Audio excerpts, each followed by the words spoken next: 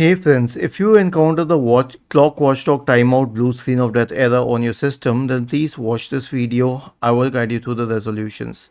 The first solution is to roll back a recently updated driver. So open the device manager.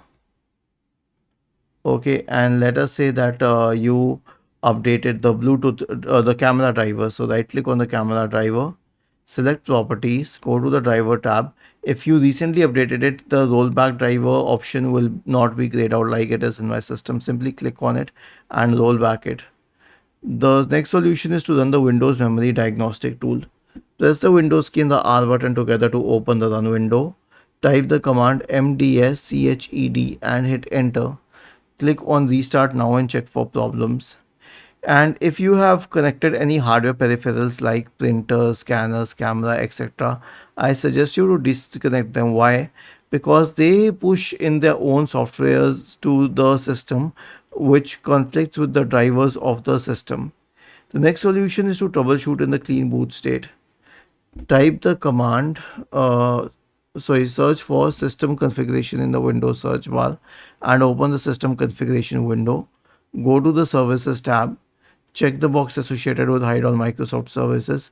Click on disable all, apply, and then on OK, and then finally restart the system. And last is to update the BIOS. How? Let's say I have an Asus computer. It could be a Dell, HP, Lenovo computer. The process is the same.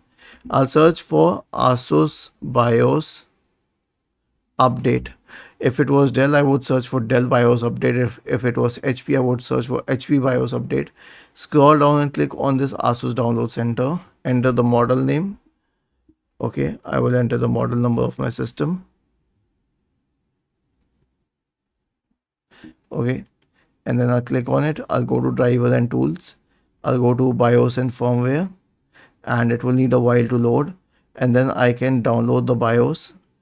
And all I need to do is click on this option to install it on my system. If it was a Dell system, I would simply search for Dell BIOS update, and the rest of the procedure is the same. Now I don't have a Dell computer, else I would show you. You need to type the model number here. Same for HP, Lenovo, or whatever system you use. Was this helpful? If yes, then please subscribe to the channel, and if not, then let us know in the comment section of the video on how we could help you further. Thank you for watching this video and have a nice day.